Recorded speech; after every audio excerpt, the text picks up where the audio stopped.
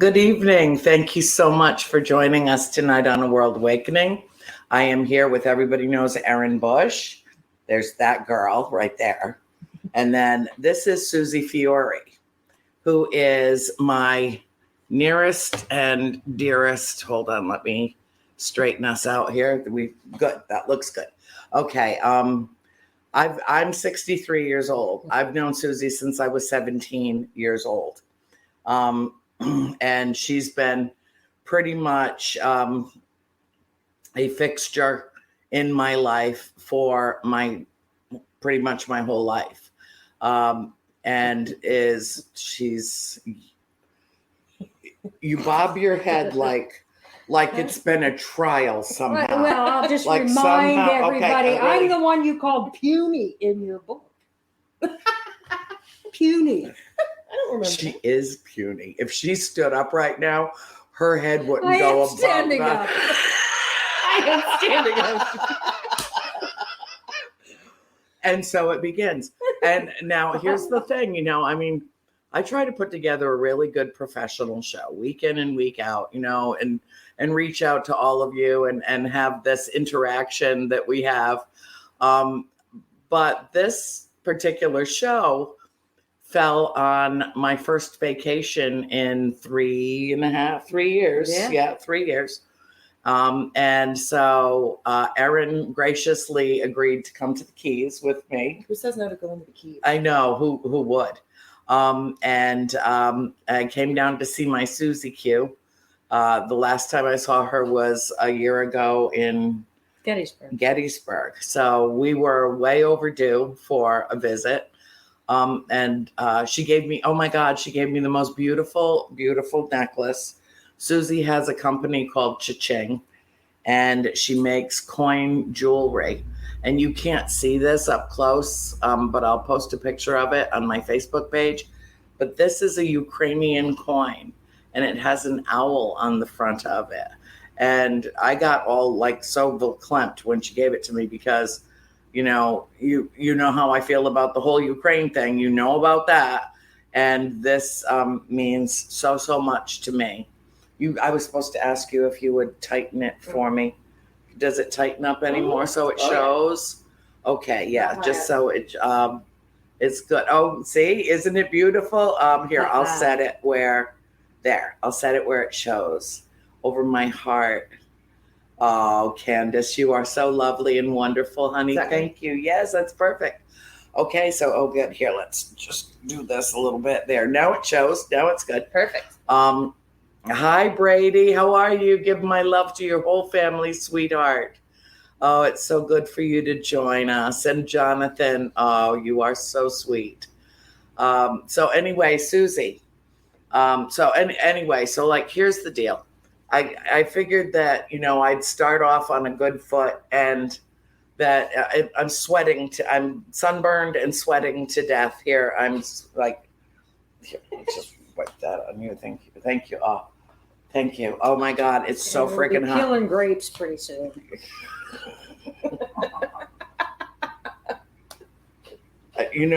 I'm just getting going here. Okay. I'm just getting going here. And so I figured, hi, Jenny. Hey, Jenny. I figured what we would do Hey, Mom. Hi, Mom. Oh, Mom's here with us. Okay. This is my mom. That's my mom. Erin's mom, but I've kind of adopted her too. And Melissa is with us. I love the Keys. Oh my God, you guys, you're so great. She just got back from Ireland. I know. Oh God, my world traveling friends. Mm-hmm. So anyway, I figured, hi, John. I figured what we would do is, try to start off on the right foot, and Jennifer is with us. And I know that it will go downhill from here. I'll help. No shit. Help it go down or up? Which way are we going? Whatever. We're going down for the count. All right. So here's the thing. I need to tell you, Tony. I will answer your email. What I saw was amazing. You are incredible.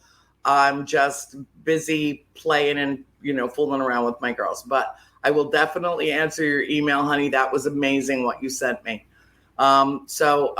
Anyway, I don't like to do repeats because, everything's already on the YouTube channel. It's already on KGRA. It's already there.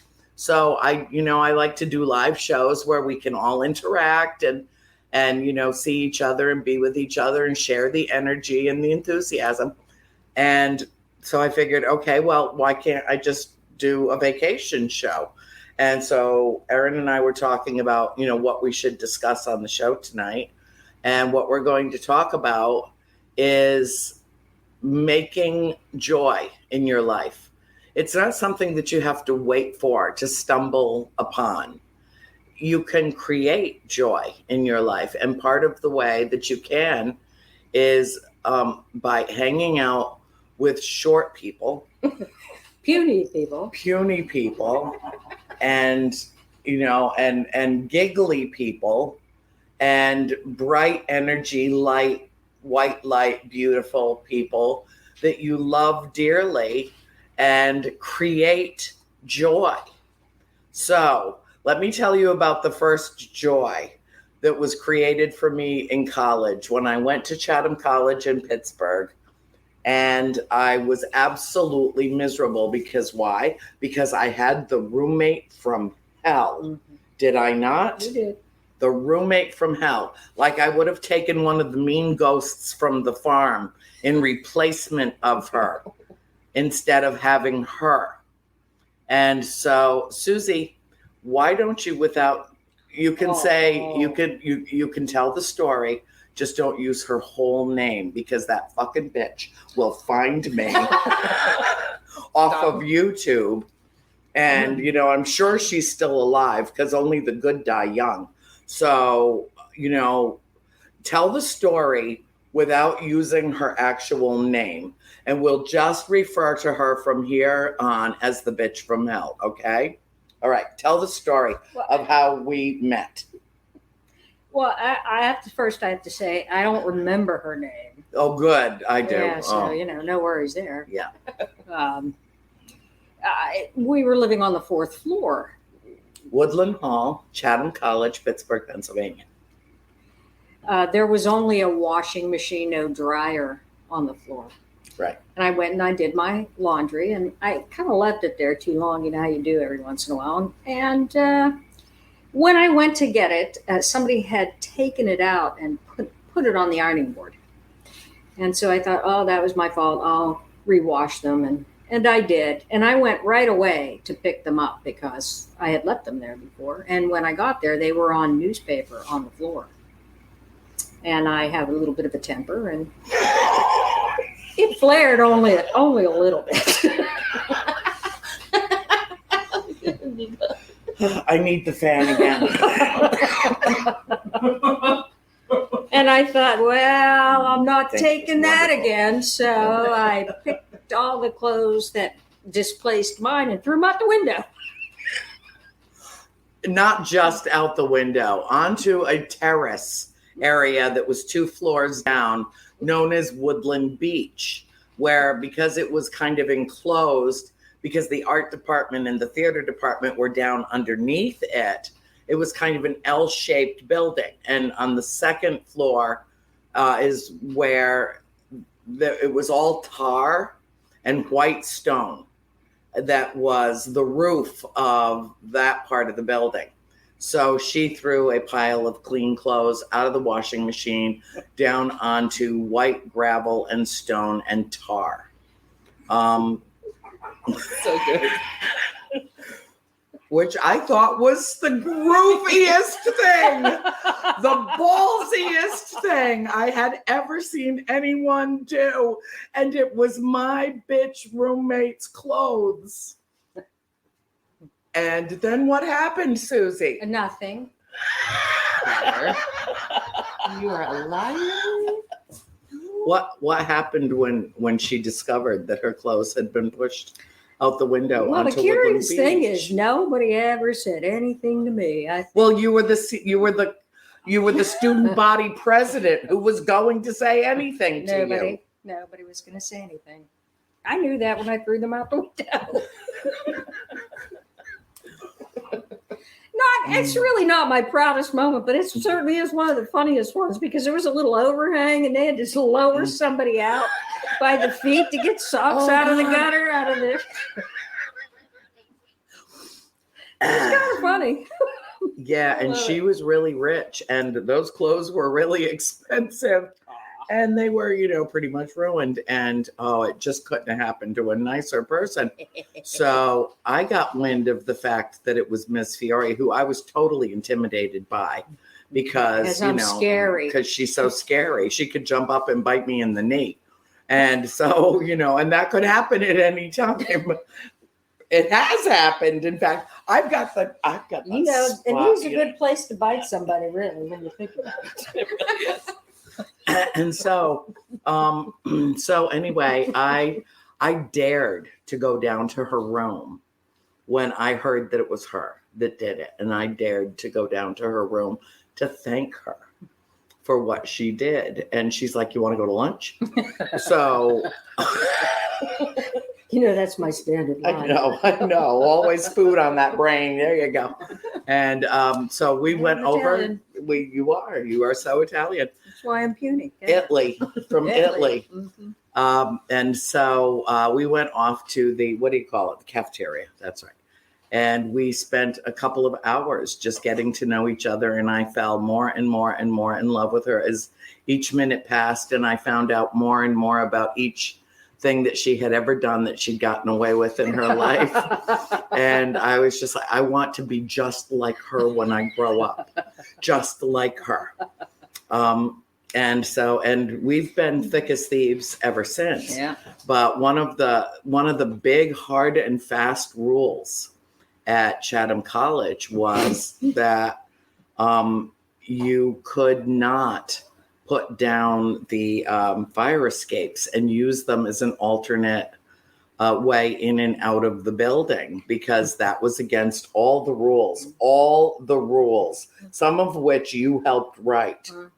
And so it was my graduation day, and Susie had already graduated before me, but she lived just down the bottom of the hill down in Shadyside. So I was at her house all the time, and she kept me sane through my last couple of years of school.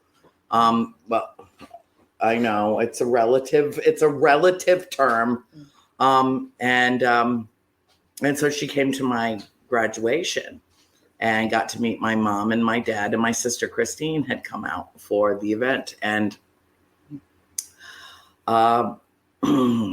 she was up on the 4th floor where I lived in Woodland, and she let the fire escape just kind of go down because it was really the fastest route to where we were going on campus to graduate.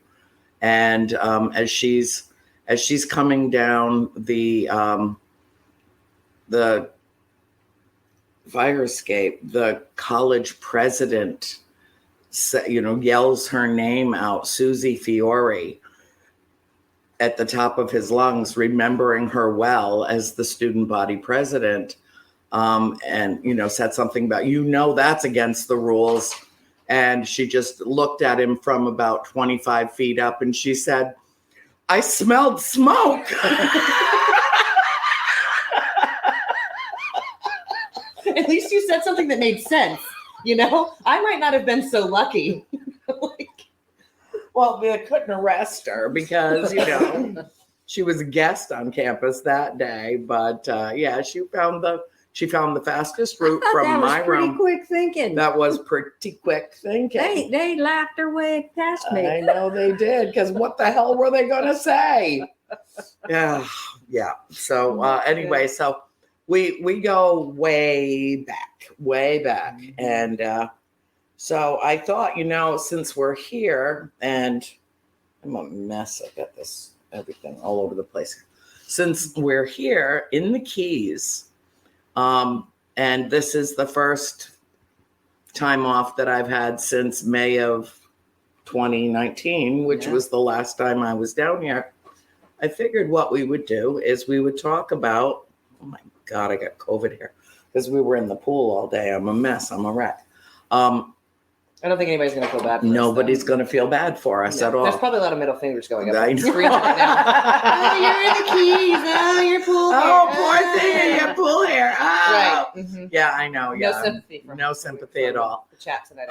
But I thought that in a day and age, in a time when a lot of people are struggling and the world is in total upheaval and chaos and sadness and grief and loss, and we just crossed over 1 million confirmed deaths from COVID, and there's a lot to grimace about, there's a lot to be sad about, there's a lot to be bitter about, there's a lot to be angry about, there's a lot going on in our world, and that's been true for the last few years for certain, but it is this feeling of crisis has increased exponentially in recent months, especially with Ukraine.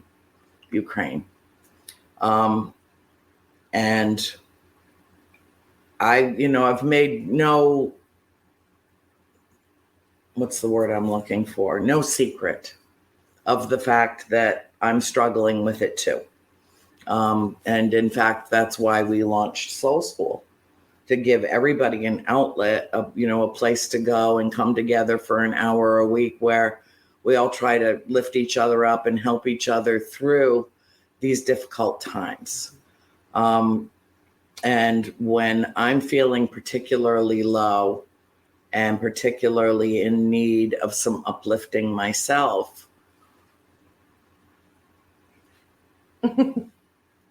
I get a phone call. We're going to be in the Keys. You want to come? Come on down. Right? And what have you been doing for me since I got here? Cooking. Mm-hmm. Cooking and cleaning and playing and cooking. And what's your culinary phrase again? Oh, it's just one culinary delight after the next. It is. It's my new favorite. Yes, thing. it is. It's one culinary delight after the next. It's true. Yeah, truly wonderful. And, so Erin and I were talking today about, what do we focus on tonight on A World Awakening? Where do we go with this? Because we've carved out these few short days to be together, to love each other powerfully, to celebrate life, to experience new things and new people. We met a wonderful group of people today at the pool, and some from New Jersey and from Long Island, and there's some Michiganders down here, which how extremely fond I am of Michiganders. And so isn't it someone's specific very special birthday in Michigan today? Well, that's exactly where I was going. I got all excited. Yes, I know. Because you see, there's one Michigander that we are particularly fond of, and that would be Lynn Ann Bowling, also known as Linny, who does the admin for Buttercup Brigade, the fan page. You all know her from there. And she's also doing the admin on this show tonight and monitoring the chat room. And she and Bill work in tandem to make sure that questions get put up and so on and so forth. But before we go any farther, I really want to take a moment for everyone to share that same love that I feel for Lynn Ann Bowling. She is a godsend to me. She and her husband, Jeff, are very close, dear friends. And when I'm up in your neck of the woods up there, we travel together and we make mischief, supernatural shenanigans together. And she is one of my closest and dearest friends. And so help me tonight, before we get into any more trouble here, to celebrate Lynn's birthday. Happy birthday, my sweet darling. Lynn Ann, she's so sweet. When we met her, I know that's Nate Crow. She is a very special person, and anybody that ever feels like they, need to reach out to me, that's something important that they want to share or they want to say, always go to Lynn. If you can't find Lynn, go to Erin because one of the two of them, hey, Kathy, oh, Kathy. Oh, I love her. And Christy London. Oh, she's so sweet. Oh, so beautiful. And Jonathan, yes, absolutely. Blow sweet cosmic kisses to our wonderful, wonderful Lynn Ann Bowling. And I know that Jeff will do something very special for her. And we celebrate her, all of us as a collective family, celebrate her tonight. Yes, thank you, Candace. Sam is on his way. Oh my God. So anyway, what I want to do is to remind everybody that I think perhaps it's more important to schedule joy than just about anything else.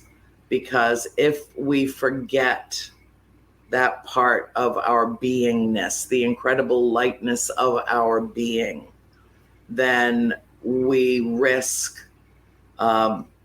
living one-dimensionally. We risk living in a state of despair, anxiety, grief, torment, and those are all legitimate emotions. Those are all feelings that we have, and including fear. But when we allow them to rule our lives is when they become destructive instead of useful. I've always said that fear is a tool. We're the ones that relinquish our power to fear. And then it starts being a dictator in our lives. We decide what to do and what not to do, and here's a case in point. It's like, for instance, when Susie said, I'm coming, we're coming, come. I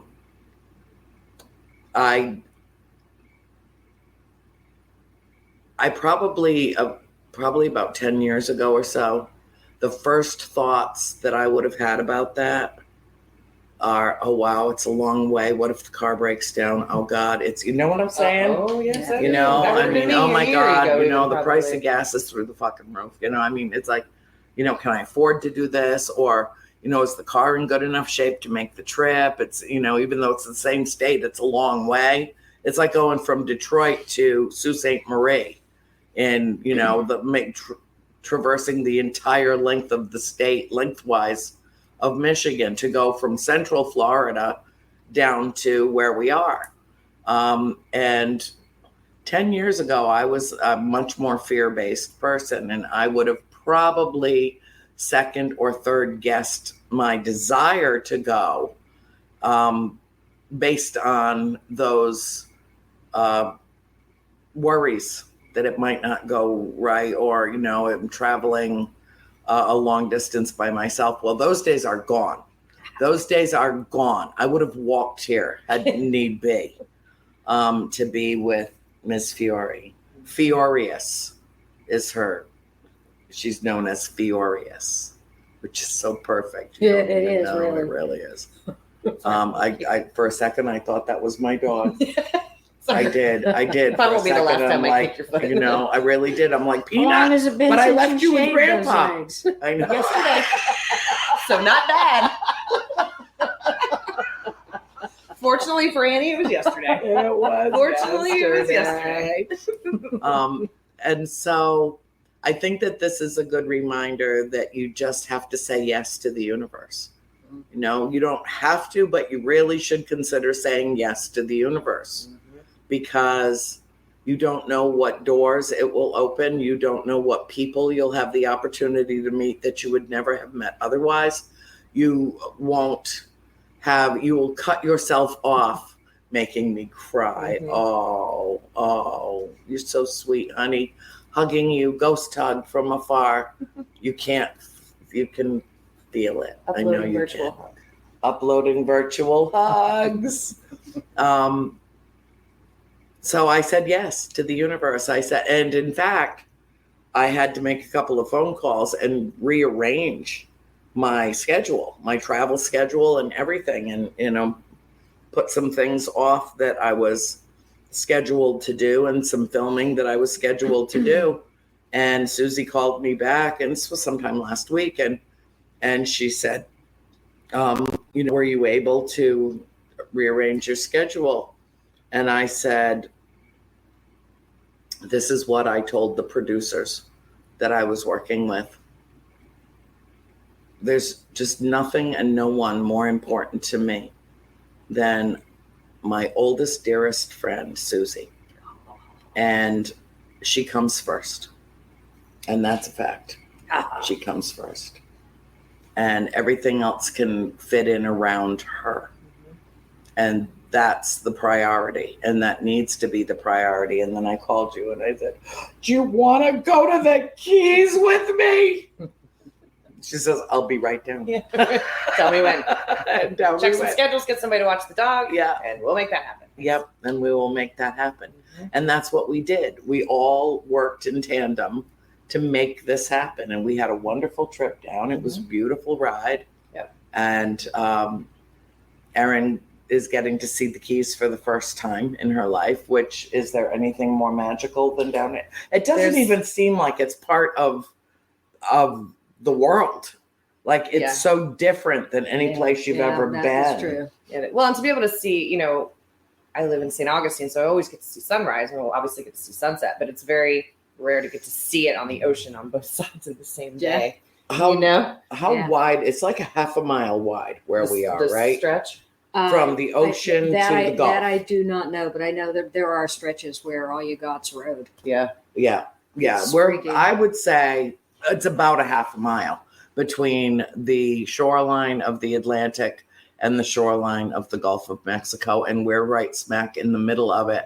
So you're about a 5-minute to 10-minute walk either way. If that. And so to be completely, utterly surrounded by water that is in every hue of blue that exists in our frame of reference and our color and light spectrum. It's an extraordinary thing to see. But what's more extraordinary is that it's an exceptional thing to share with someone else that you love.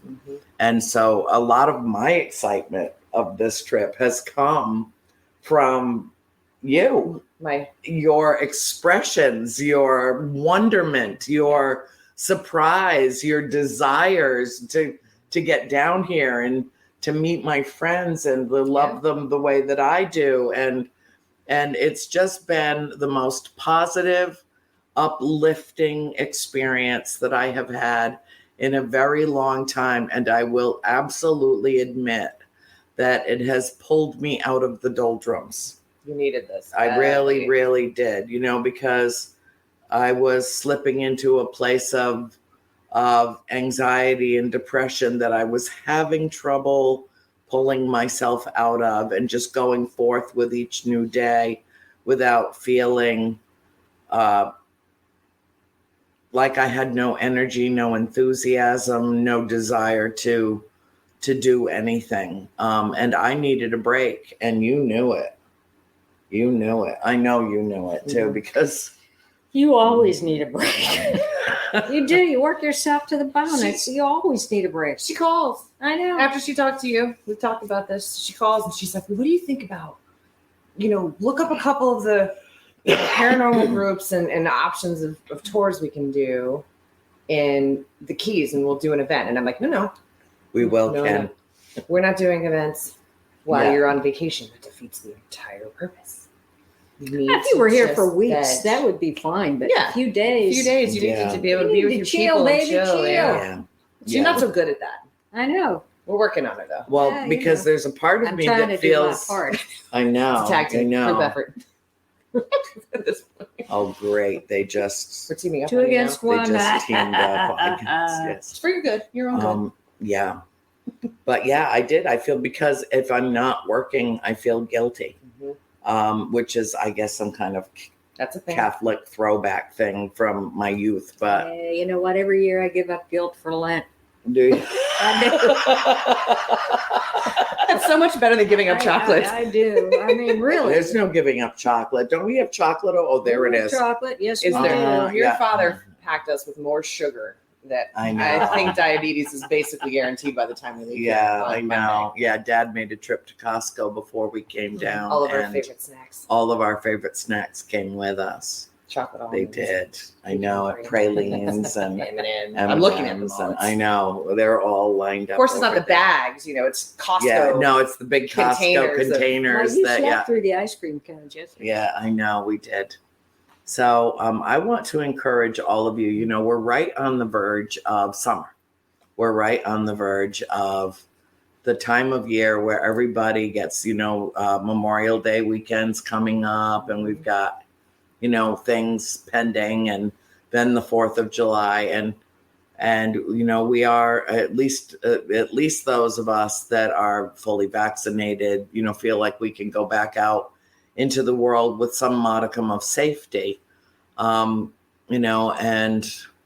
I would like to encourage everybody to find a way, make a plan, even if it's just a cookout in your own backyard, and invite some friends over, and let's start getting back to some sense of normalcy and togetherness, because if COVID has taught us anything, it's that, we really are all in this together, sharing our grief and our fear and our mortality together. But why not also use it as an opportunity to revisit these concepts and decide what we want to do about it and how we want to live and how we can share. Human beings are inherently gatherers. We gather together, birds of a feather, we gather together. And we are social creatures. And so the isolation that we've been through the worst of the pandemic, the sense of being distanced from the ones that we love the most by necessity has really screwed with our heads. It really has. And I think that we should admit that we were all fundamentally changed by this ongoing experience. And though it might seem like it's waning now, it's not over yet.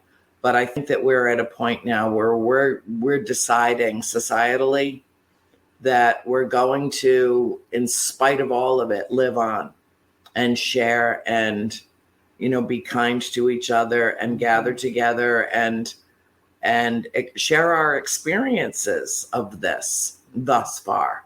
I think that that's therapeutic, that it's helpful. Mm-hmm. I mean, I know you do Reiki for people, and in that process, you often talk with them about their emotional, their energy level. Do you want to talk about that? Because I don't think that it gets enough attention. Oh, like the bandwidth theory kind of situation? The bandwidth theory. It's one of those things, especially in the society we live in, we're just going, everybody's adjusting now, sweating to death, adjusting. We spend so much time going, and, you're just absorbing all this stuff. And then, we've got all these people doing things that they wouldn't normally do that are out of their character, especially during the last couple of years. And it's, as energy works, you're constantly taking on the energy of other people. You pass somebody at Target, you go to the grocery store, you say hey to somebody at the movies or whatever. So you're constantly in other people's energetic field. So you take that alone, plus any stressors in your everyday life at work or at home or whatever it is, and whatever energy that brings. But then you have this collective of the whole planet, which of course has just been gut checked more times than we can even count. Oh my God. So now you're taking, so as that's happening, if you look at it from like a bandwidth internet perspective, there's only so much bandwidth one person can handle energetically before now you're full. But the problem is now you're full with oftentimes the negative aspects of that energy that sticks. So, and because we've all been so isolated and we weren't able to do stuff, go get together, go on vacation, go out to eat, go do the normal things that bring people joy. There's no respite. So people are stacking this energy on. And so, the quicker you can kind of understand the role that energy plays in your life and how you have to shake that stuff off, find a way to get rid of it, whether it's energy healing or whether it's, you're playing sports or whatever your outlet is, painting, coloring, insert here, but you have to get that stuff out so that you can start making room for the good again. Because you do literally run out of space to take anything in. And now you're in a negative headspace. So that's all you're putting out to the universe, which, as we know, whatever you put out comes back. Right. So it's a matter of clearing and resetting the energy, so that otherwise you can bring you in set the good. yourself up for disaster. Or like mental health breaks, or Right. And during COVID, a lot of addicts relapsing. I mean, I've been sober for almost 7 years, but if I hadn't have done this work and learned what I know about energy, I don't know that I would have been able to stay sober, honestly, because it's been such an onslaught of chaos, grief, pain, uncertainty. But I have the tools to understand how that was affecting energetically. So now I can at least help people understand it. Because I think for a lot of people, and we've talked about this, you and I talked about this, and I talked about this needed too. A lot of people are lacking the vernacular, like you said. They understand, like, something's going on. They feel worse than normal. They don't understand it. But once you start putting together how energy works and how it affects you, especially on the global scale of clusterfuck we've been dealing with forever, there's a light bulb that kind of goes off. And people are able to start assigning words to the things that they're feeling, and they're starting to get tools, whether they come to me or somebody else, to start working through that. And it's not difficult. It's not like you're going to talk therapy. It's just a space for you to learn how to release that energy in whatever way works for you. Because once you do that and you start clearing that field out, then you make room for the good stuff. Yep, you do. And I've learned that one of the most therapeutic things that you can do is to hug someone, to hug them. And when you do hug them, you coming in for the big one? Are you coming in? Group hug. Okay. All right. See this? 20 seconds. 20 seconds. After 20 seconds, this becomes more than a hug. This becomes therapy. This is therapeutic. This is actually good for your head and your body, and your heart beats better. And we're releasing endorphins right now, right in front of you. All three of us are releasing. We're sweating to death, but we're releasing the endorphin, no less. Except me, my left one's all squeezed up over. Just put it back in place. We knew it was going off the rails eventually. We're there now. We're there. We have definitely reached I gotta the move like that. A little bit. There we go. All right, come on in. Bring it on in. There we go. All right, so that's part of it. Part of it is just being with the ones that you love, that you can absolutely be your real, authentic, organic, vulgar self with as much as you want. And no one's going to judge you. And all we're going to do is laugh and laugh and laugh. And this one's got a laugh that, I mean, you hear that? Do you hear the evil in it? Now you need the fingers. That's excellent, Susie. I didn't know you. Yeah, that's my laugh too. She's a woman of many talents. That's She my is. authentic self. That is her authentic witchy self, yes. And just, but there's nothing that is more healing and hopeful than sharing your laughter with another soul and bringing that to light.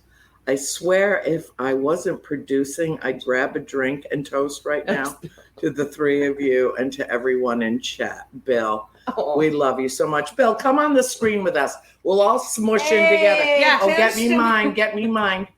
Get me mine. Okay, where's yours? Cheers Here's to to Bill. friendship. Here's to Bill. I want to drink so And fast here's for to all of you. Lynn. And here's happy the birthday birthday to girl. Lynn. Yep. Happy Mother's Day. Mother's Day too. And I cannot say enough of the positive vibes that I'm getting from the three of you. It's like you're glowing on the screen. That's And I- sunburn, babe. But I can't agree more. I mean, we need to come together. I'm already planning big parties here in my house for Memorial Day. Pine Bush is coming up and all that. We need to come together. We need to come together. We do. And We I do. can't We say don't enough need to about it. argue, and we don't need to fight about our different positions about this and that and the other thing. All we need to do is love each other powerfully, and all the rest of it will resolve. there's more we have in common than not. Yep. And you have to bond with those commonalities. There's so many things that we can talk about and have an agreement, or even if we disagree with respect, it's fine. But I think it's time for all of us to get back together and live normal lives like we used to, and just enjoy each other's company with our family, friends, neighbors, etc. And here, I cannot tell you how many people in this chat right now are sending such positive vibes and love to all of you. I wish I could put everything on the screen, but I don't want to distract you guys. But everybody loves you. I can't say enough of what this show does, and Soul School Sojourn with Jeff, and also what Erin's going to be doing in the near future as part of this too, as a host. So I can't say enough. And I pray that I'm going to meet all of you at some point someday. And I can't say enough. I am blessed to be sitting in this chair. And I know Tony feels the same way. And hopefully one day Tony will come back. But I can't say enough. It's a blessing to be a part of this. And I'm going to get off and I'm going to do something. I'm going to go grab myself a tequila. I don't care, but I need to do a toast for all three of you tonight. I'm going to do it. I would say, and then some. He's a very busy man. Do it. Well, listen, you guys have a great rest of your show. Love to you all. And please tell your dad that I send my love to Annie. I will. He just adores you too. He does. Have a great rest of the show. Thanks, Bill. So you see, it's contagious. It's more contagious than COVID. And that's saying something. It really is. But it's, it's making the conscious effort when you get up every day. Mm-hmm. You get the choice to decide what kind of day you're going to have. Mm-hmm. Now, of course, you're going to come across shitty people on occasion that can, but you still get to choose what kind of day you're going to have. And that's pretty powerful shit. So, choose wisely. Well, I've talked about this so much, and I've even had to rely on my own good advice in recent months and years, and that is that each of us, whether we know it or not, we face each new day making a choice. As soon as our eyes open, whether we think about it consciously or it's something that's imbued within us, on a different level, we decide how we're going to face the day. Mm-hmm. And I always try to make a conscious effort. First of all, I grab the peanut butter cup, take her out to Tinkle, get my coffee, go sit out on the terrace with her, thank the Galactic family for coming, wish all of them a good morning, send my love, cuddle my puppy. Dad comes out, we sit, we have coffee, and I tell him every day, I choose today to be a good day, no matter what comes, no matter what unfolds. I want to go forth into this new day, being the light, being the beacon for others, being a modicum of hope in the world that we can get through this, because I don't necessarily think that we can go back to how things were. I agree. Because this is the paradigm shift. Mm-hmm. We don't get to go back and make things how it was. I think it is incumbent upon us instead to make things better. Mm-hmm. Because how it was, there was still a lot of suckiness to how it was. True. Right? Yeah. We'll never take each other for granted again. That's we will never take each other for granted again. In fact, when we left the UFO contact in Houghton Lake, Michigan last September, a new mantra had started. And it was drive safe, don't die. And the don't die part was not about the driving. It was about COVID. Yeah. And so, we're really at a place now where we need to restructure, reimagine, recreate what we want this world to look like and what the future holds for us, because each and every one of us has the power to do that. And it's still choice. It's choices that we make every single day. Mm-hmm. How am I going to react to this situation? Am I going to, how am I going to look at this? From what perspective, from what frame of reference am I going to consider this particular event that might have happened? Are you going to scream and yell about it and blow off some steam and then, come back to true north, to center, or in your internal or your moral compass? I mean, we are, each and every one of us is challenged every single day by a multitude of thoughts, impressions, contacts, communications, by, how many times our phone rings, how many people need a piece of us on any given day, how, what our standard of living requires, which is paying bills and bringing in an income, and the stressors on human beings at this point in the evolution of our race are at a heightened level that I think I can't think of a time that really surpassed that, except maybe World War II, the bombing of Pearl Harbor, and of course 9/11 threw a shockwave through our entire society. And we used that horrible tragedy as an opportunity to come together. Well, now the attack is on the other side of the world, but the opportunity is the same. Would we want what's happening to them to happen to us? Right. Because if we wouldn't, and if we have an empathetic bone in our bodies, then we have to feel their pain as well. We have to, but we don't have to remain steeped in it. What we can do instead is what we've chosen to do, which is to, I donated where it was appropriate to, do what I can. But of course, if you're an American and you don't have the means to go write a check right now, that's okay too, because every time you buy a thing of breath savers, you're helping Ukraine, because it is our tax money that is going to help them, a free civil society being infringed upon by a dictator. And that's also our way of standing up to that bully. And now we have another great awakening upon us. And I will fully and honestly tell you that I've had words with my father. And Dad and I mostly get along just fine, and we don't tend to argue. We don't tend to mix things up very much between us. We have a very peaceful relationship. But for the last 2 or 3 years, well, at least the last 2 years, I've been telling him, one thing that drives him crazy is that everything that I predict comes to pass.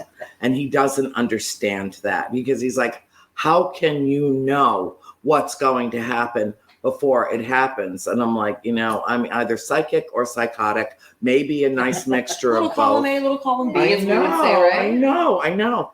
And so for the other night, I came out of my room and I said, a draft has just been leaked out of the Supreme Court. It's never, ever happened before in United States history. And those sons of bitches are going to overturn Roe v. Wade. Here it comes. And I've been telling you for years. And for years, you've been telling me that will never happen in the United States of America. And how many times did I say to you, Dad, you're wrong about that? This is all being done deliberately. The stacking of the court happened deliberately. Everything happened deliberately, including the denial of a hearing for Merrick Garland when there was still almost a year left in the Obama administration.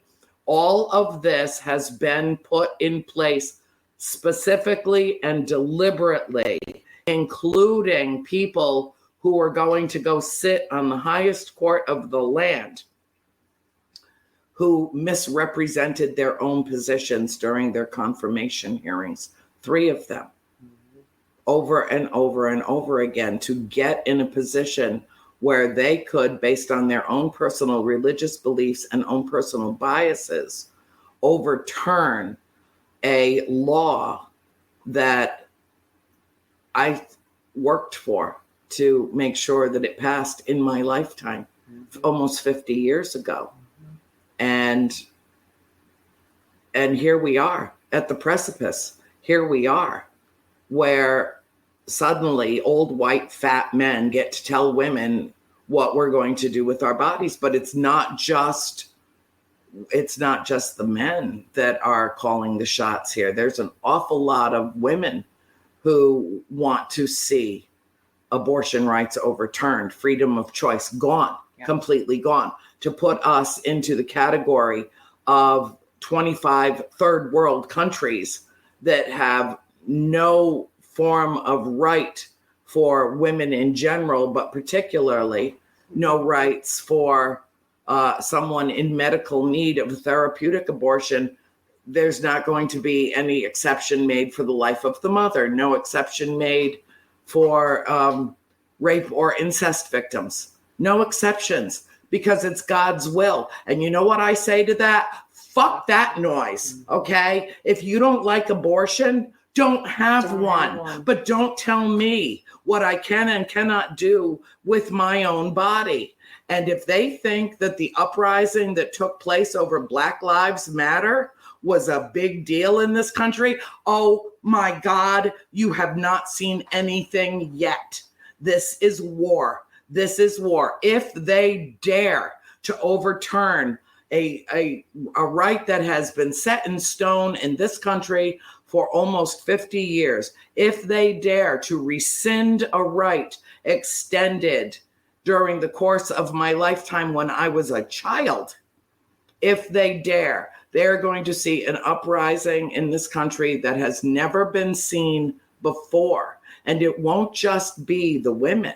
It's going to be the men whose lives will be turned upside down by this ruling as well, because it will be the first time in American history where rights extended have been rescinded. The first time, and it won't be the last. Dangerous precedent. So please mark my words and get your marching shoes ready. I've got a new pair of sneakers that have got Roe v. Wade written all over them. Was that ruling perfect? Was it set in stone at a time where things were very different in this country? Yes, it was. But let me tell you something. And I have my mother's permission to share this with you. I've got a dog in this fight, let me tell you that.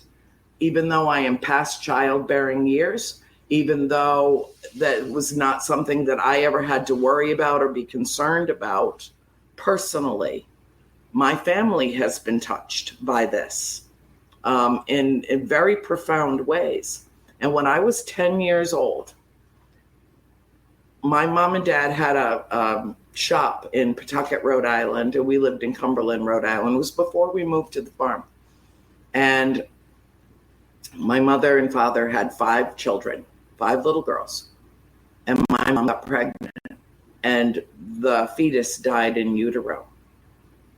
And she got very, very sick. She developed something called toxemia, where her skin and her eyes got yellow. She was vomiting profusely. It all turned very quickly. I remember running to the phone when I got home from school, and I saw my mother laying on the sofa, gasping for air. She could barely breathe. She was burning up with fever. She was loaded with infection. And I went to the phone, and I remember watching my hands just quaking as I'm trying to dial the number to the store and say, Dad, you have to come home now. You have to come home now, Daddy. You have to. Mommy is so sick. Well, the store was about 20 minutes away, and he was there in 10 minutes. And I will never forget him coming through the kitchen door, coming into the parlor, scooping my mother up in his arms and taking her out of the house without saying anything to me. It was obvious at that moment that I was in charge. There was no babysitter, and the 10-year-old was in charge of the 9-year-old, the 8-year-old, the 6-year-old, the 4-year-old. I was in charge, and they were gone, and they stayed gone overnight. And I didn't know if I would ever see my mother again. And my father took her to the Catholic hospital, Notre Dame Hospital, where I was born, and he was born. We were both born in the same hospital. And they refused to give her a therapeutic abortion for a dead fetus because the priest that was helping make the decisions at that hospital said that it would be going against God's will. So in other words, it was perfectly okay to let an otherwise healthy woman that had a miscarriage that she was not able to pass die, hemorrhaging, and leaving 5 living children behind, motherless, than it was to give her a simple procedure and then pack her and let her heal. And he had to pick her up again from the hospital bed and take her to Providence, to the Jewish hospital on the east side. And they are the ones that saved her life, because they went against the rule of law in the state of Rhode Island in 1968 that was perfectly willing to allow a living woman with an infection and a dead fetus in her womb to die for the principle of not giving her a therapeutic abortion. We are not going back to this. We are not going back. I will, with my last breath, fight for the right of our autonomy over our own bodies. No woman wants to have an abortion because it's fun. No woman wants to have an abortion because it's just an inconvenient time to get pregnant. It is a difficult decision to make. It is a personal decision to make, and the goddamn government has absolutely no right to intervene on what we do with our own bodies. And I'll tell you one more thing. If men had the reproductive organs, there'd be a fucking abortion clinic in the back of every single Walgreens in this country, period. It would not only be a right, it would just be birth control, and it would be paid for. And that's the truth. And so you see why I needed to come to decompress in the Keys, because my head's blowing off. All this joy all over the place. And it brought me no joy to say to my father, I told you so. I told you this was going to happen. But this can't happen in the United States. It can, and it will. It's happening right now. And where are your sneakers? Because when I go to march, you are coming with me, old man. And he said, yes, absolutely, I am. Yes, absolutely, I am. Yep. So that's one of the reasons why I needed to decompress. Any comments, concerns, questions? Anybody else want to talk while I take a breath? Excuse me just a moment. I have to run to the bathroom. I'll be right. Yes, Candace. Yes.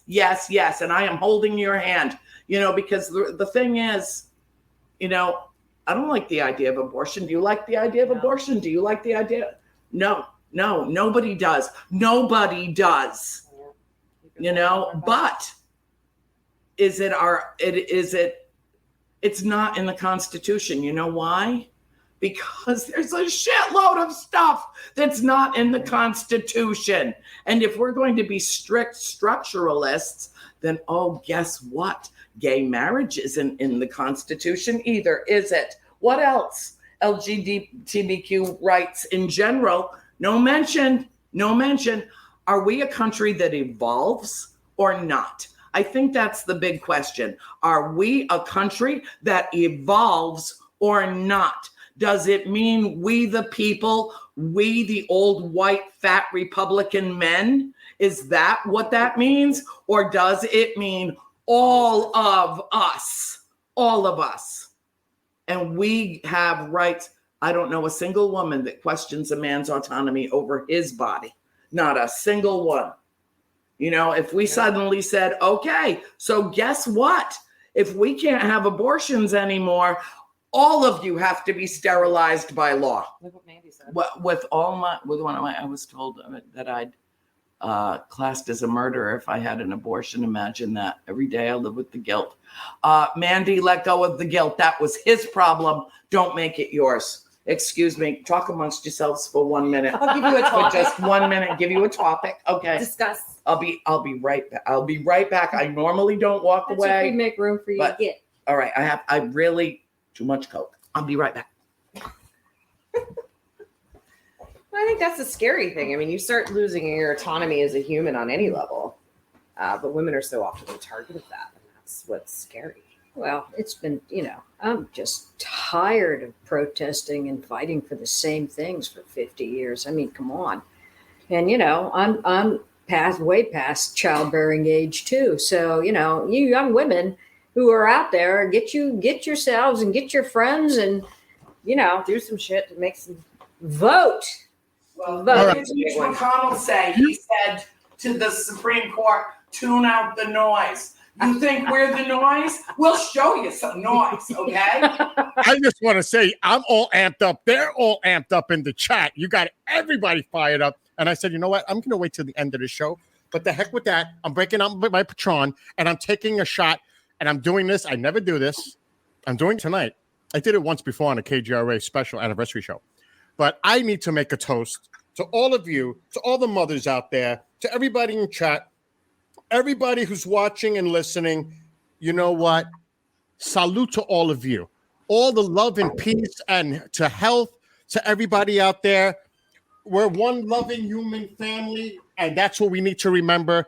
So to you both and Annie and everybody that's listening and watching, this is a toast to all of you. From all of us and from KGRA, we love you and we thank you for all your support. To Annie and Erin and to Susie and like I said, to everybody in chat, we love you. Salute. Salute. What you And- got in there, rum? Booze. I got booze in there. Woo! Wow! And you did that without any lime and salt. That's impressive there, Yeah. Mr. Forte. Aha! I got lemon. It's not quite the same without it. I got to say, you guys are amazing. And like I said it earlier before, I really cannot wait to meet you, hopefully in person. Yeah. You know what's going on with the new situation. I don't want to get into details without Annie talking about it, but there's a new development with the farmhouse, and I'm sure both of you are aware. And hopefully I will be going to the farmhouse to meet Annie at some point in the future. And I can't wait to meet her and the family. I really can't. I'm really looking forward to that. And Erin, you got to come up north. I'm going to be there And in. Susie, you got to come up north too. I'm going to be in Connecticut in June. Well, you know I'm what? hoping to get to go to the farm Look who's myself. Coming to Connecticut, doo-dah, doo-dah. Going over to the farm, oh, the doo-dah day.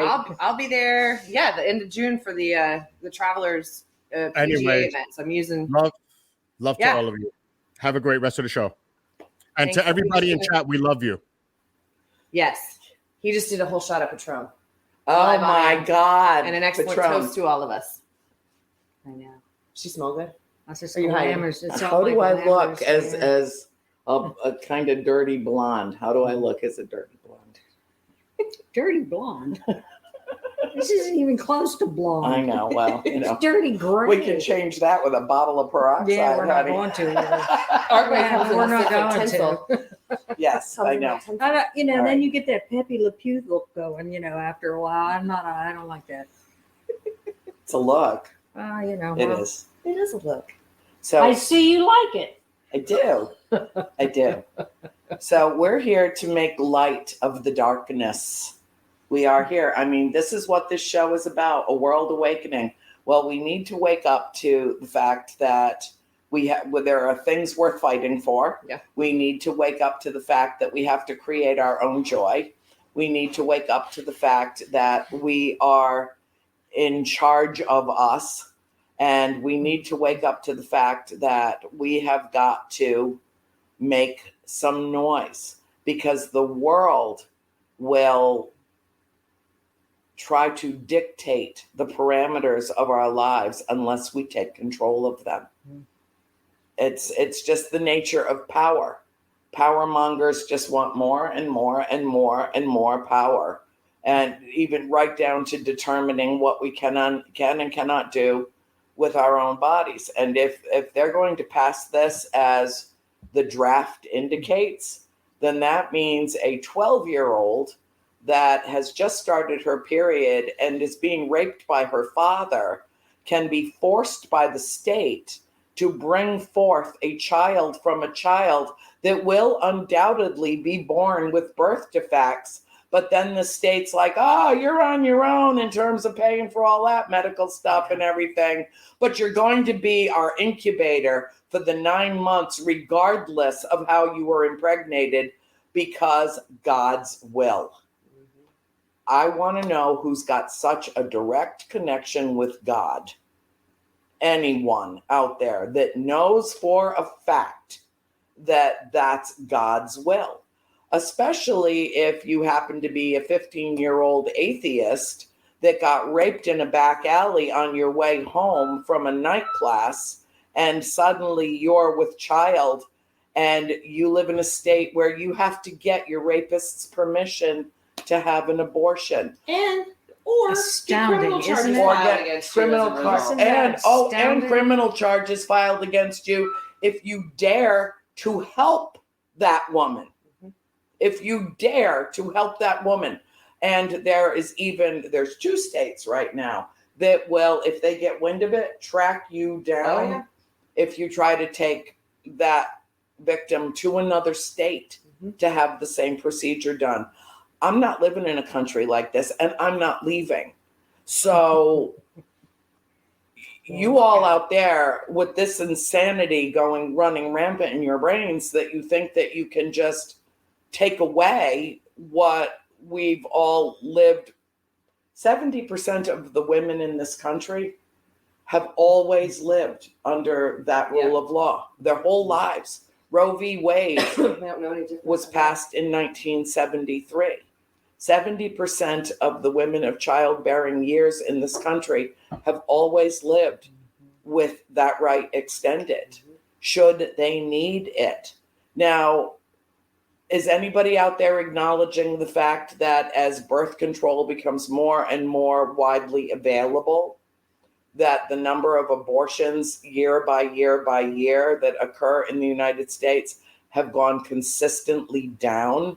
Has anyone? Okay, one question. Bail money? Who has our bail money? I don't think we'll have any problems getting any of that together if it's needed, right? I'll blow the fucking walls right out of the side of the jail. You think I can't? I don't doubt that you. I will not. No, you know what? I'm telling you right now, they can't arrest all of us. Stop it. That's just wrong. That's just wrong. Sick evil. You hear the laugh? Hear it? Hear it? But again, to talking about started about talking with Joy, but this show too is about tackling the tougher shit. It's not. It is all rainbows and unicorns, because that's not what being pixie human dust, is. Pixie dust. Gotta have the pixie dust. But you have to, you have to deal with the hard shit too. And then there's me. Love. And then there's love. Almirada.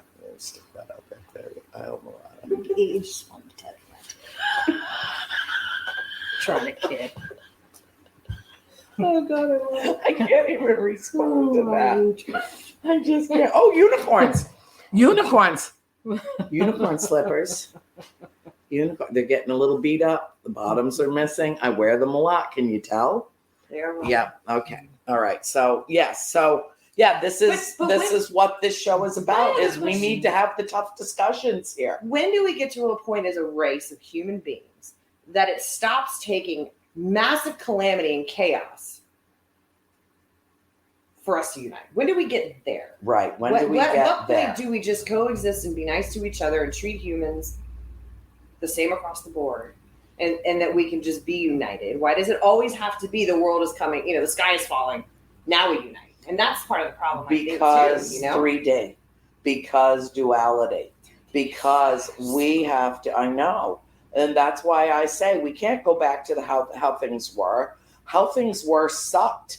What we need to do is we need to go forward and write a new script and come up with a new way to address our humanity, our collective humanity.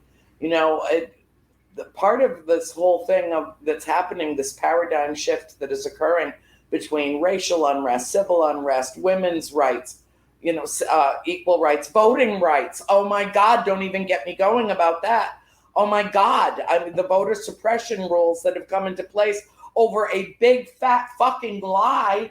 It blows my mind. It blows my mind that this is happening and that this is being allowed in this country. But what it is a knee-jerk reaction of white power and privilege, and predominantly patriarchal. And the way to change this dynamic is for the good men to step up with the women and say, no, we're not only not going back, but we're moving forward with more equivalency. Women still only make anywhere from 72 to 80 cents on the dollar of a man. And we think that there's been progress made. There's not been any progress made until equal means equal, not separate and equal, not you're going to get paid 80 cents on the dollar because you're not the breadwinner of the family. I recently refused to join in cahoots with a company that could actually, give me a great deal of exposure. And I decided not to take them up on their offer to do my own show. First of all, because the urgency, the sense of urgency that I feel is very much in the now, very much in the present. And anything that I did now would not even see the light of day for 4 to 6 months. Well, where are we going to be then?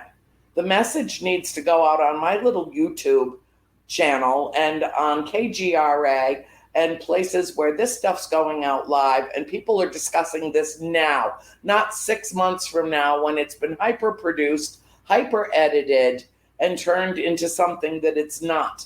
And what did I say to you earlier today? If anybody is offended with anything that I happen to say, change the channel. You don't have to be here. You don't have to. You don't. You have other options. There's a girl. I'm not here for everybody. My message might not be for everybody, but that's not going to stop me from sharing it. No, and there's a woman on the internet, and she gets told off, and she's too much. She's too this. She's too this. Too so that. She said, you know what? She goes, my new answer to that is then go find less. Go find less. That's if her you thing. Can't handle more, you don't like me? Go then find less. That's her. Yeah. Her thing, and then talking about the things you choose to receive or not receive, things people say to you, stuff like that. But if this is not your bag or if it's too much, then go find less. Because I think women too and have been for a long time are just sick of playing small. Yeah. We've been put in these little boxes we didn't ask for, whether it's religious or so whatever, insert reason here. But we've always been made to be told to be quiet, be small, don't make waves. And I think we've all gotten to the point. That's like I'm 43, so it took me longer to get there. But at least now I'm at the point where I'm like, You're I'm not still a doing that shit anymore. I agree. I'm not doing that shit anymore. You can't be afraid to take up space in your own life. And that's where your joy comes in, because when you stop doing that. Yep. Turn 60 and you just won't care anymore what they think and what they say. Mm-hmm. You will just have to express yourself. Yeah. Yeah. Whether they like it or not. It's such a hard thing to do, I think, in a like we were talking about it earlier in society, the things that y'all were protesting for. And like you said earlier, it wasn't for us, it was for you. And we're the people you were fighting for, still fighting the same shit. And we need more people to, like you said, step into that role. Like which of my generation, the younger generations, are going to step in and start taking hold of this stuff and saying, because you get to the point where you're being told, sick of being told what to think, what to do, what to say, what to feel, what to eat, how to dress. Well, one of the huge ironies that I see in all of this, is that a large segment of the population in this country that have been gathering at state houses and throwing piss fits about vaccine mandates and so on and so forth are carrying around banners that say, my body, my choice. Okay? And now these are the same people in a lot of cases that are basically saying to the women of America, your body, my choice. And I say, I want you to roll that banner up and shove it where the sun don't shine. Light it on fire first. Light it on fire first. Because, I am all for, and everybody that watches the show knows, I am all for you worship however you see fit. However works for you. Your belief system functions in your life, that's fantastic. If it brings you comfort, if it brings you grace, if it brings you healing, if it brings you solace, that's fantastic. Don't tell me I have to believe what you believe. Don't tell me that based on your religious beliefs that my life has to be inexorably altered forever because of what you believe. That's not fair. And it's un-American. Well, it's un-American. It's fear. And it's fear. Keep yeah. Satori, I need to talk to you. I mean, not right now. This would not be a good time to call. But I really, in the next day or so, need to talk to you. It's really important. Mm-hmm. I love you, my darling. Give Cody a kiss from me, too. I love him, too. Candace, question for Erin. I've been told by 3 separate Reiki masters that I'm a battery. What does this mean? She is. Oh, my God. You haven't met Candace yet. I'm going to drag you to an event that I know she's going to be at. And when you meet Candace, you will understand what that is. I'm going to take a stab because I've heard that about myself on occasion. So I don't know if this is going to hit for you the same way that I have heard that. I'm probably that for you. Yes, on a lot you of are. levels. Oh my God. There's some of us who carry a certain kind of energy where you even just by being in the room, your vibration can automatically, without you even having to say or really necessarily do anything, you can sort of be like a battery to increase. What? Are we getting? It's my battery. You're back. But I think a lot of times it's an energetic reference because there are those of us who can sort of carry the energy in a room just by being in it. Because, and I know like if my energy is super low or off, people don't really know what to do because it doesn't happen to me very often. I tend to be the one that sort of carries the energy. So it might just mean from an energetic standpoint that you're the type of person when you walk into a room that people may just feel better or they feel more lively or they just like your energy. That's kind of how I would take it. I mean, you can also look at it from a conduit standpoint if you're, when we talk about speaking of Satori and Cody. Yes. Circuits, energetic circuits, battery, it can be a couple of different things, but I would think from an energetic standpoint, it's you can raise you can kind of control the vibration in the room. You got the juice, Candace. You got the juice, Candace. Take it from the short Italian. But with that, if that's the case, if you're kind of learning that's feels like it aligns for you, then that's when you start have to be very careful about protecting your energy. Right.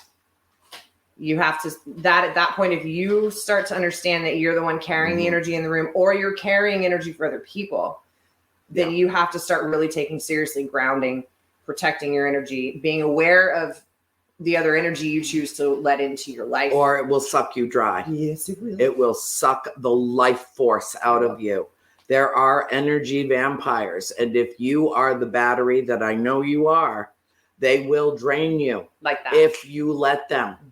They will. Because there's days even too. I mean, we've talked about energy vampires, but there's even days with you. I've had to say, like, when we've talked, because we bounce energy off each other, very similar vibrations, where I'm just like, I don't have gas today. Yeah.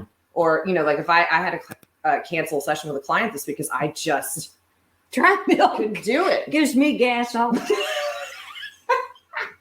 But it's one of those woman things where is obsessed with flatulence. That's I have no explanation. You started methane. I did not. No, I did not. I have a text messages from the road Don't count. Yes, they do. Oh, Brennan.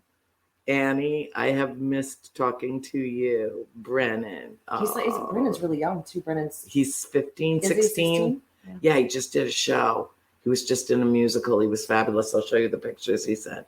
You're back, Brennan is back. I just love him to pieces. Yeah. I mean, I'd like adopt him in a heartbeat, but I don't think his mother's going to allow it. Well, that's my mom's maiden name is know. Brennan. You don't Is see it? that. Yeah, I know. Irish name. But yeah, for Candace, I think if you have other questions, always feel free to reach out to me. I love talking about Candace, this stuff, you but- really need to talk to Erin because there's a lot of things that you have in common, and she's learned how to see. The thing is that we don't understand. That we're, I think, coming to understand is that we are each in our own unique way an individual life force that is our own generator. Yeah. We create. We not only use our natural energy, we can actually create and circumvent and manipulate and put into practice this energy in a very unique way. Have you ever felt shocked by touching another person? That's about it. Well, no, but ask my dad about what happens when you touch a battery. I tend to be the battery, so I have had people. I was in Vegas for Para-Unity in December, and we were talking about this earlier, and I didn't know this about myself. I had two people that came up to me, and they said they had to step back because I'm blowing so much energy out of my solar plexus. And of course, I wasn't doing anything different. I was unaware that level of energy, that vibration of energy can actually, it's not that it's off-putting, but it's overwhelming, so it's like the more familiar you become with energy. And it's interesting that you talk about shocked, because we kind of, we talk about when my dad met Andrea, it was like a literal shock went through him, to watch him, so yes, that happens. You can be shocked by a person with that kind of energy. We've seen it firsthand several times, but yes, there's upsides to being a battery and downsides. The downside is if you're not taking care of yourself, like when I was in law, if I met certain clients, I would go from 100% battery to nothing that, depending on the energy in the room.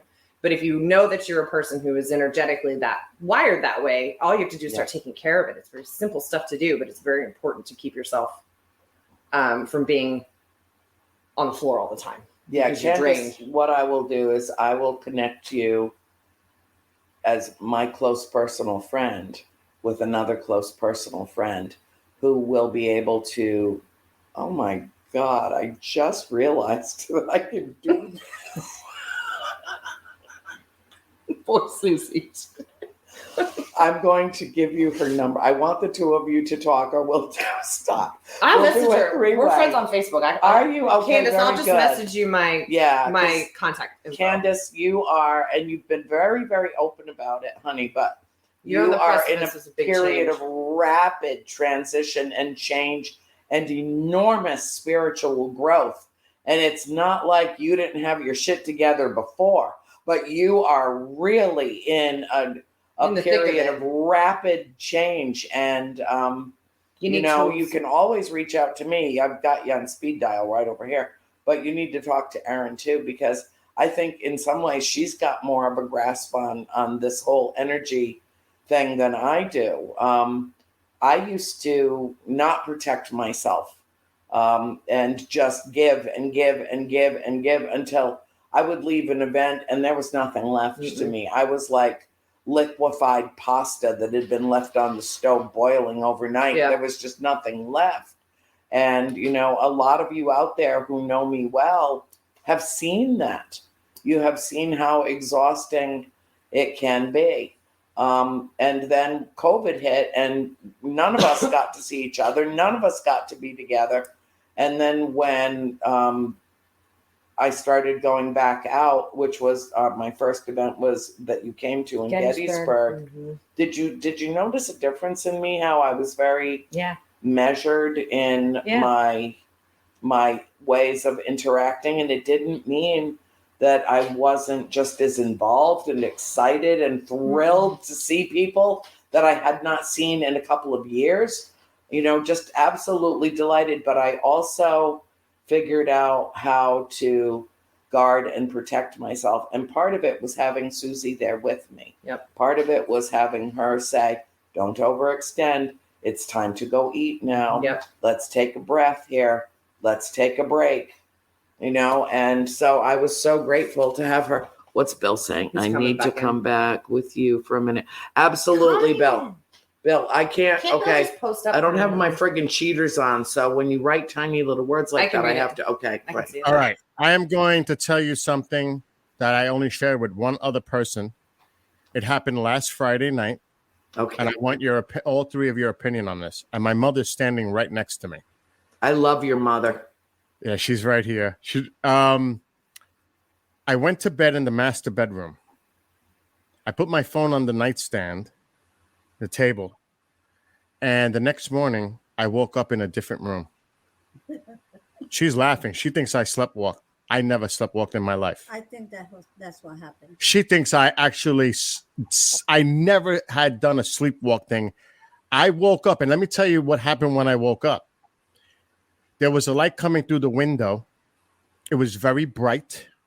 It illuminated the mirror on the bureau, and I have a framed picture of Jesus on my bureau, and it was lit up brilliantly. Wow. I went back to the room to see it because I have no memory. I have none, zero. I went back to the room, the master, and my phone was still on the side of the bed. So I never leave my side with my phone, and I ended up in a different room. And mom's right here. She could tell you this happened. I have no idea what happened on Friday night. I have no memory. All I know is I went to bed in one room and I woke up in another. Let Right? me ask you a question. Do you feel differently? I mean, like Yes, I do. physically, emotionally, do you feel lighter? Do you feel somehow more informed? Do you feel like you've had an experience that you can't quite grasp, but but something happened to you? Absolutely. Because the But there's light, no fear. none. Did you have any fear about it? None. And the weird thing is, I had, and mom could tell you because she's right here, I had a weird tingling in my body. It worked up my spine to my back and to my neck. Mhm. And I don't know what the heck All the way is. up. Yeah, I don't know what's going on, but I haven't shared this with anybody. Mom could tell you she's standing right here. But I wanted you to hear this because I don't know what happened. All I know is I had an experience last Friday night. That's fascinating. Well, I think that's wonderful, honey. And, I can't, of course, tell you exactly what happened to you, but I've had experiences like that. I believe that whenever that we are visited or that we are taken for a ride, that occasionally, not always, we're allowed to remember something about the experience. In lieu of that, in lieu of being allowed to consciously remember what transpired, people who are visited are often placed in an alternate location so that when they come back into consciousness, they realize that some transformation has occurred, that somehow they were moved from point A to point B. And in lieu of remembering exactly what occurred, which in time and when we're together, I'll help you with that. But in lieu of that, something happened. And Well, I I have think to it's very let me- interesting let me that. fill you in on something. Mhm. And I've told people this during my streams, my personal streams. I've had lucid dreams with extraterrestrials. It feels really real to me. And I've suffered from sleep paralysis where I yell out her name to wake me up from it. Right, Ma? And even mom had seen, looking in her bedroom, she's right here, a tall, white, translucent being with the head going forward, like going this way, but the eyes were on its sides. Yes. Yes. And it was tall. It looked at her and kept walking. And my dreams, like I said, are very lucid. They haven't happened in a long time. But fear was my blocker. I'm not fearing no more. And now, you know what I mean? It's like something's opening up to me. I can't explain it. Well, and I feel like being placed in a room where the first thing that you wake up and you see that light coming in on that particular picture, it's almost like, I mean, if we believe in the whole everything's connected, unified field of consciousness, then if you went somewhere, it's to me, I almost feel like it's them wherever they put you back, they made sure to put you back in a spot that when you wake up, you knew you were safe. Yeah. Does that make sense? Like, I mean, if they can move you anywhere, they could have shoved you in a dumpster down the street or whatever. But they, Right. you know, whatever happened to you that night, and if you're opening up, which sounds like you are, I'm starting to get the goosebumps. I know, me too. I just got goosebumps. It feels like one, they put you back in a place where you knew you were safe and they knew what you would see when you would wake up. Right. Two, the fact Right. that it's an image of Christ, and we were talking Christ consciousness, Yeah. whatever, we were talking about in the pool, whatever your version of God or universe, whatever word you want to assign to it, for you it's Jesus or whatever, you're getting, it's almost like they're showing, I don't know, I feel intuitive, They're like giving they're you showing validation. you, hey, this is all connected. And this is what we're about too. Right. Yes. I just wanted to share that. And like I said, That's this is the amazing. first time I I'm think actually. that's wonderful, Bill. It's wonderful, honey. I'm so glad you had the experience, and I'm so glad that it didn't cause you to be fearful, because if I have the most important message I have is, when it comes to the galactic family, there is absolutely nothing to fear. I agree. My mother always said, fear the living, not the dead, in terms of dealing with, humanity itself. But in terms of the galactic family, they love us. I know there are a few things that I am sure of in this life, and that's one of them. They love us. In y'all's energy. Well, yeah, and all the I was stuff going to we say that discuss too. and y'all talk about what, I mean, it's like because I've had different experiences than you, because but I'm pretty sure they're galactic family related. I also have seen them white. Mhm. But tall whites, but they have like an auric field that starts from red just on the outside of the white, and then it goes all the way out, all the different colors. But I'm able to see them healing. I can tap in like when I'm working on them, but it's like the closer you get to this energy, the more that kind of stuff starts happening. And it's just a different way it's presented to each person. So it's almost like they're trying to figure out the best way to get the information to you, that like tapping you on the shoulder, like, hey, we're trying to get your attention. Yeah. And what's going to resonate with you that keeps you in your comfort zone. Yeah. And so what they did was they flashed a white hot spotlight on your belief system and trying to let you know that they are a part of it, and that all is one thing. Everything is connected. It's all one energy field. And, as I have always said, and you and I have talked about privately, I've always felt that there is some connection with the Immaculate Conception. And the only way that the story of the baby Jesus makes any sense to me is that he's an extraterrestrial that was sent here to impart a message of hope and joy. Are we out of time? What time? We got 20 minutes, but Mom is here. Come here, Mom. When I was a kid, I used to have arguments because I was raised a Catholic.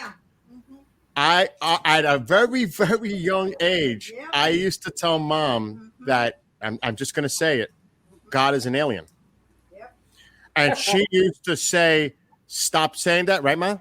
She didn't like that. But now she has an understanding because she's had her own experiences. But in one of my dreams, I seen the little ones.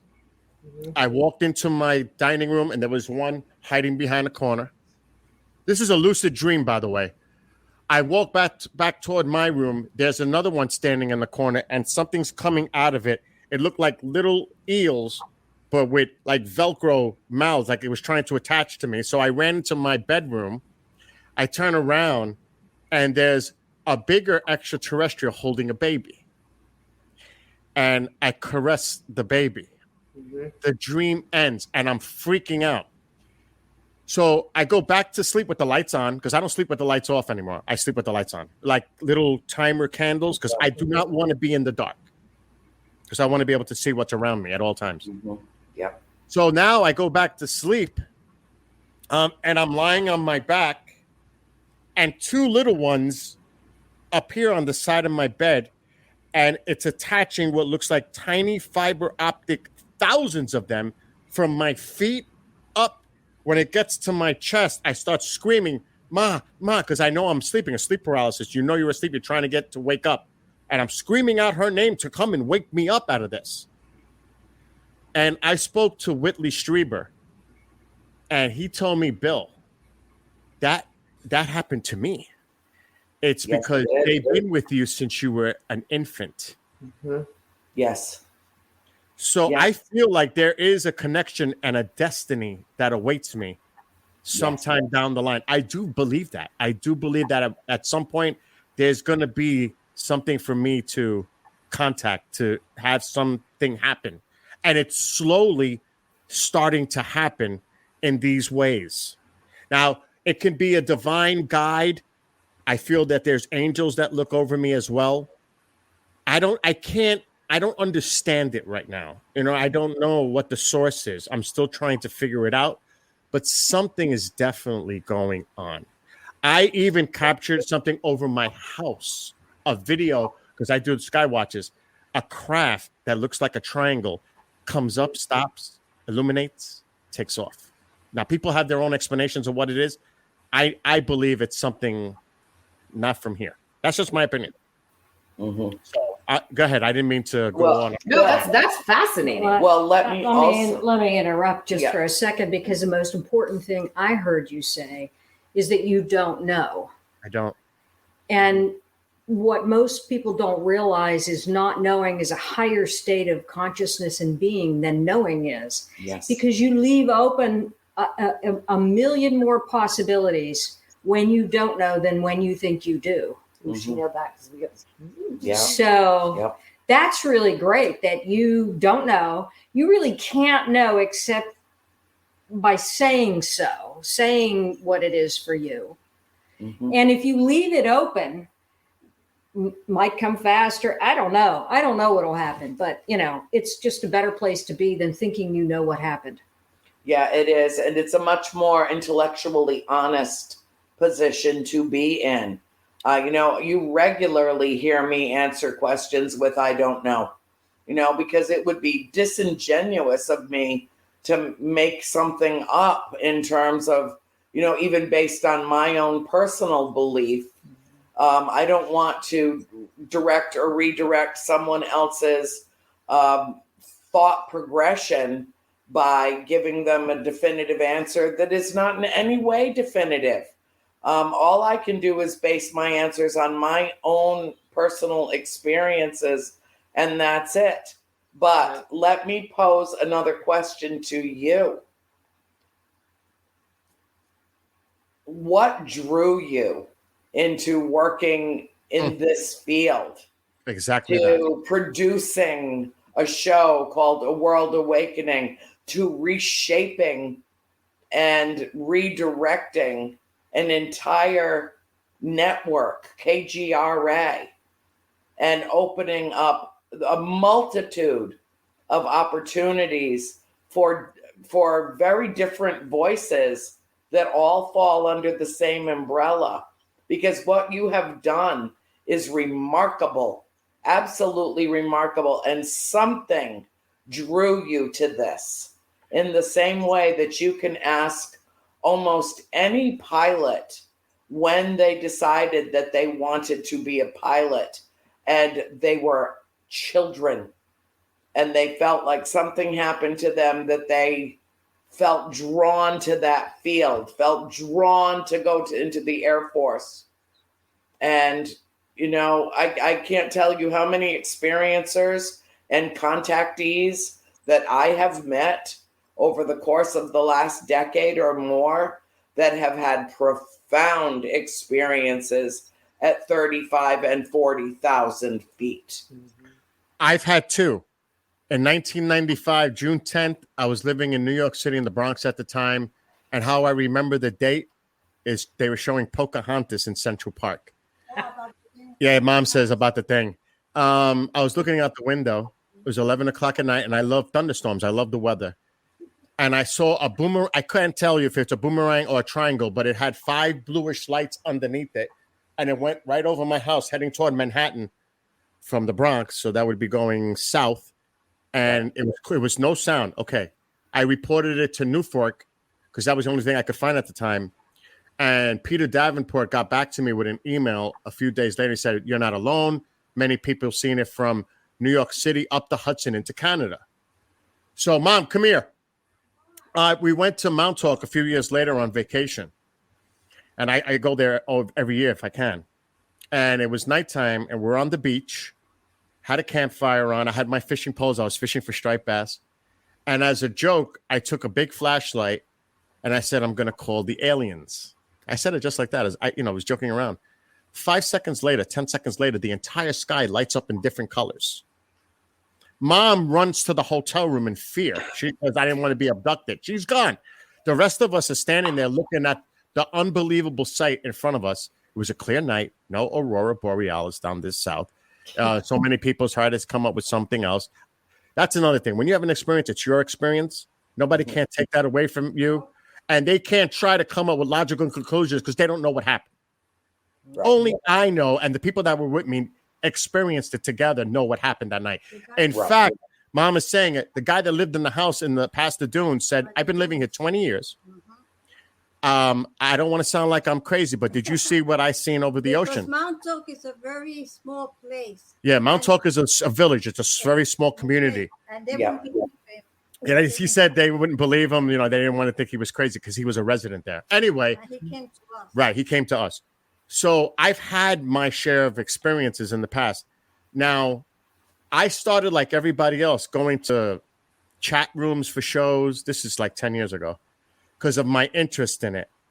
And then it just metastasized into getting more involved on this level as a producer, part of KGRA, thanks to Race Hobbs, who got me involved in the station years ago. And I don't do this as a job. I do this because it's a passion.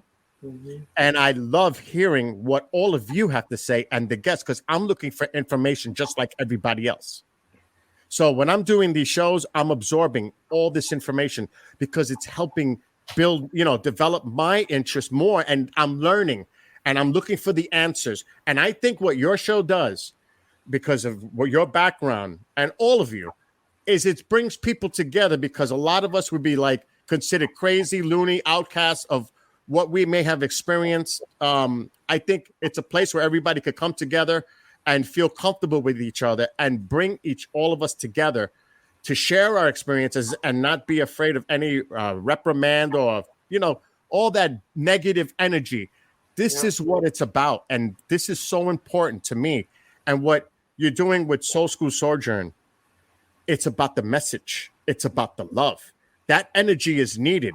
And, it's universal. It doesn't matter where you're from, what language, what your beliefs are. It brings people together. It's universal. It's like music. Yes. So that's what this means to me. And I love doing it. This saved my life. You have no idea. Annie, this saved my life. And it gave me direction and it gave me reason to live. And I feel like this is part of my destiny. Mm-hmm. It is. It is. I feel like for you, it's like they've been coming to you all along. They have. And it's like you said, we get, starting, especially if this started for you as a child, right? How often as a child do we just, it's not, we kind of, for safety's sake, and our parents have all said, no, there's not monsters in the closet, because they're trying to keep you safe. They don't want you to be fearful. So it's like, we kind of, if any of us have sensitivities or the ability to sense these kinds of things, we sort of shut it off. And they'll kind of try different things and things. And you've been seeing stuff your whole life, probably. Yeah. And it's like this most recent one is like, they're almost like trying a different tactic or something, I feel like. By giving it to you that way, I moving you physically. And then I think they're acknowledging how much you're opening to this. They're trying to let you know that you're on the right track, that you are, I mean, who knows what you were downloaded with, who knows what kind of experience that you had, that maybe they've determined that you're not quite ready to process consciously. I mean, I've had experiences that I wasn't able to verbalize what they were for years after they happened. I had to process it first. Annie, in one of my vivid dreams, my lucid dreams, I seen, and there was a message. This is, like I said, we have like about 8 minutes left, but I just want to get this off my chest. In one of my dreams, I seen something in the sky in space that was made from, I can't even understand all the different shapes that came out of it. It was not something that was uniform. It was like a thing sticking out this way, downward. It was massive. And there were ships taking off from it, going into space. And it was connected by like an advanced space elevator. And it said, this is in your future, but you're not ready for this yet.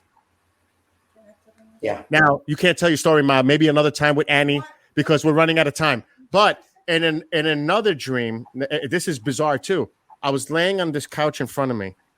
I had that light on, and I went to take a nap. I was awake. I could see myself because I'm sleeping, but I could see myself like as if I was awake. Something appeared right by my TV window over there, and it said to me, "This is the only way you can hear me." See, he's in your dream. Yeah. And I didn't understand that. You know, it was in my dream state. That's what it said. You can only hear me through this dream state. For now. But that's the beginning. You're still conscious. There's a part of you that is still conscious when you are dreaming. And he knows that he's lucidly dreaming. And you are aware that you are lucidly dreaming. Absolutely. While you are having this. I screamed to her. She's here. Mom wants to say something really quick, but we only have a couple of minutes, Mom, so make it fast. When I was in New York City living there, there's the Long Island Sound, and people would go over there in the summer, you know, to chill out and everything. Now, out of nowhere, the airport. It's right across. The Whitestone Bridge is on this other side, by the left side.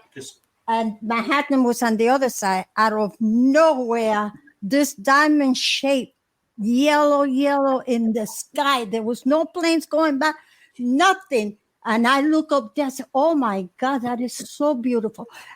Then it disappeared. The next day I went to wash my car. And behind the tree is the same thing. Like that. When I saw in the sky. Then I said, oh my God, maybe they want to take me. And that's why she ran that night. Maybe ask her to consider the possibility that they were dropping her off. She said maybe you have to consider the possibility that they were dropping you back off. But yeah, Mom, we have to wrap the show. They took off again. And I don't want to take up all their time like I did. Bill, that's perfect. You're like on vacation with us. It's great. Well, and having these conversations, it's, I think so much of this, and you hit the nail on the head, is getting past the fear of talking about it, the ridicule, the perception of it, because you're getting that for a reason. Those messages and those dreams and those experiences are meant for you for a specific reason. And like to your point, you don't necessarily know what that is. And that's great because that just gives you more opportunity to learn, experience more. But my guess is when you're all up in this chick's energy field, because I know for myself, the ET stuff that's happened to me since I've been in her energy field is astounding. So blame me. It's always your fault. It's always the way it is. I mean, come on, that's the default. Take the blame. If there's ET involved, it's 99.9% of the time your fault. But it's getting to a point of acceptance within yourself where it's like they can understand that you're like, okay, well, he's opening up. Let's give him some more experience. Let's give him some more. Yes. But this time, let's change it up to a frame of reference that he's much more familiar with while dropping you off in front of a picture of Jesus with a light shining on it. So it's like you said, validation. Yeah. And it's you're kicking it off. Yep. And information. You know how disclosure is going to happen? In my opinion, it's not going to come from the government. It's not going to come from. It's going to come from. We are the point of disclosure. We, the common people with uncommon stories, the credible sources with incredible tales to tell of our own experiences. We are the point of disclosure, and disclosure has already occurred. A world awakening. That's right, baby. That's right. Exactly. Get your ass down here. We'll save a spot on the beach for you. That was pretty good. Well, I got to say thank you. Thank you for listening, because I think that's what's needed, more people just to listen to each other. And maybe in the future, we'll do an open line show where people could call in and talk about their experiences. Because the same way, it's not easy to talk about it, because people will, put whatever label on you. But let me tell you, this is the real deal. This is what I'm experiencing. I don't. Another thing too, I hate to say it like this, I don't care. That's the best part. That's the best point to get to. Care. I would never have written the books about the farmhouse. I would never have come out as an experiencer and a contactee if I gave a flying fuck what anybody thought about my story, because I got to a point in my life where the message was more important than how people reacted to it. Absolutely. And you're being honest with yourself and with those around you, and whether people accept it or not. I mean, it's great to have that communication.